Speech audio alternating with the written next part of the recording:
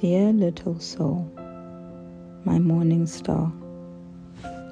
I don't know if I should call you baby or angel, or if I should even give you a name. I heard your heartbeat. I never felt your kick. Never got to cradle your tiny body against mine. And yet, somehow, you still live in a room in my mind, untouched, unaged, unheld. I imagine you sometimes, not like in the baby books, with milestones and pastel onesies. I imagine you as a warmth, a glow, a quiet what if that follows me into certain dreams. I talk about everything with everyone, but not you.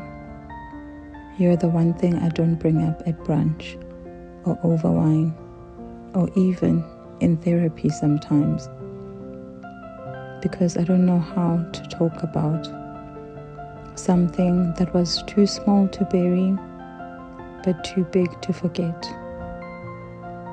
You didn't stay long, but I still remember the days before I knew you were gone. How I rubbed my belly like something sacred was happening inside me. How I stopped drinking coffee, started sleeping more. How I whispered promises into the mirror, thinking you could hear me somehow. I thought I had time to prepare, time to love you right, time to become someone you'd be proud of. But life didn't wait. And one morning, or maybe it was night, the days blur now. I bled and I bled, and no one around me really knew what was leaving my body except me.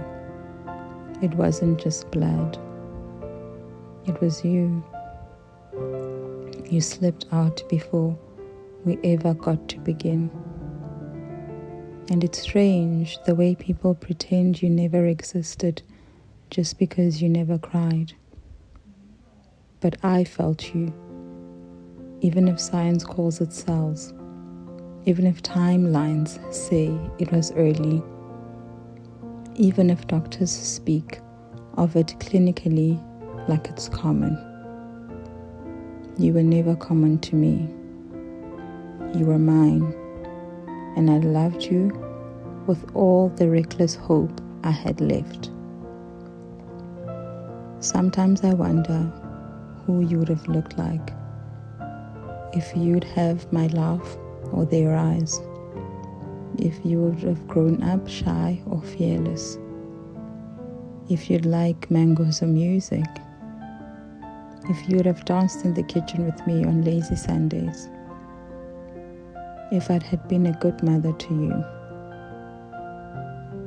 Sometimes I tell myself, you didn't come to stay. You came to teach me that even the briefest spark can still burn something eternal into the soul. But that sounds too poetic for the pain, because the truth is, I'm still angry, still hollow in places that no ultrasound ever captured. I wanted you. And I know I didn't even get the chance to say goodbye properly. So I'm saying it now, here. Goodbye, my little one. I hope you know I would have loved you fiercely. I hope wherever your spirit went, it knows it was wanted. It is still wanted.